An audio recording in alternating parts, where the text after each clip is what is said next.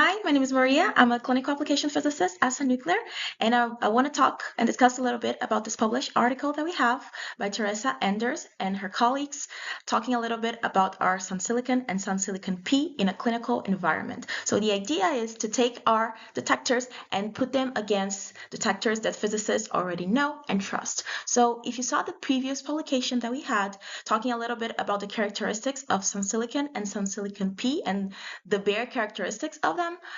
This publication that we will discuss today is a follow-up where we take those detectors and put them in real linear accelerators to measure percentage depth dose as well as profiles for energies ranging between 4 to 25 MV and also cobalt 60 for both Electa and Varian machines.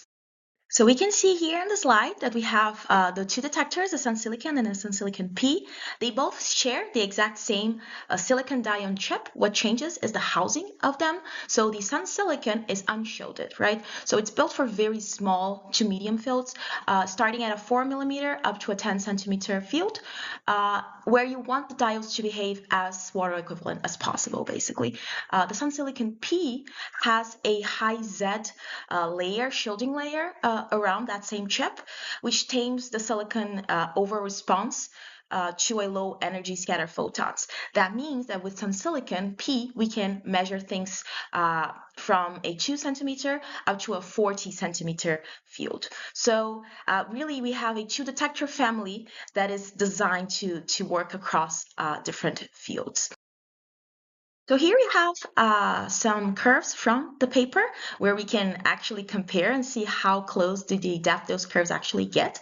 So we have on the left SunSILICON and on the right SunSILICON P, and we have relative dose to depth for a range of different field sizes from 2 by 2 to a 40 by 40, and we are comparing them in a 6 MV field with an ion chamber, an SNC 125C ion chamber. So the top two graphs there are the graphs themselves, basically, with the comparison. And honestly, the curves between our diodes and the ion chambers, they overlap so much that you can barely see a difference. So you can see how well they are functioning. The very interesting thing is the bottom row there, we have a difference plot. And we can see that on the left for the SunSILICON, which is the unshielded diode, we have that the small to mid-sized fields, they get about 0.5% from the ion chamber. So the results are very good. But if we go to the larger fields, right, going up to a 40 by 40, we're going to have about 4% difference, which is what we expect. It's not in the range of measurements that we should do with the SunSILICON. Now, if we look on the right for SunSILICON P, the very interesting is that even in a 40 by 40 field, we have that difference being like less than 1%. So the shielding on the SunSILICON P is doing the job that it was designed for. Here we can actually see some really interesting comparison that we have in a 40 by 40. So panel A shows us a lateral profiler by 40 by 40 and the measurements with SunSILICON, SunSILICON P, and the ion chambers in some different depths ranging from 1.5 centimeters up to a 20 centimeter. And then panel B shows the difference comparison between SunSILICON and the ion chamber. So what's really interesting is that we can see that in a shallow depth, the diode, the SunSILICON, looks like it's over-responding near the field edge. And we go to a greater depth, it kind of looks like it's under-responding, almost like the detector is unstable. But the authors of the paper showed that that's not a flaw of the diode at all. It's actually an artifact where you normalized measurement, basically. So the mean photon energy across that huge field shifts differently in depth near the edge and at the center. And an unshielded silicon diode is sensitive enough to actually see that. So that's what's happening there in panel B. Now, if we hover over to panel C with the SunSILICON P comparison, right, with that shielding back into the SunSILICON P, that whole effect collapses into a one small and consistent offset, and it matches the ion chamber for both flattened and unflattened beams, basically.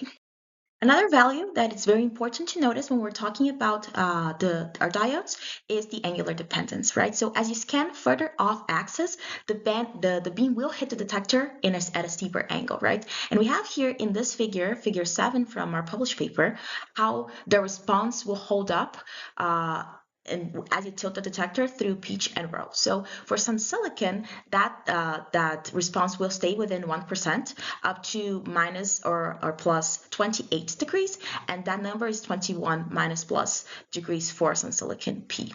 So at a typical 100 SSD, that translates into a scanning from 106 and 77 centimeters before that angular dependence will be a concern at all.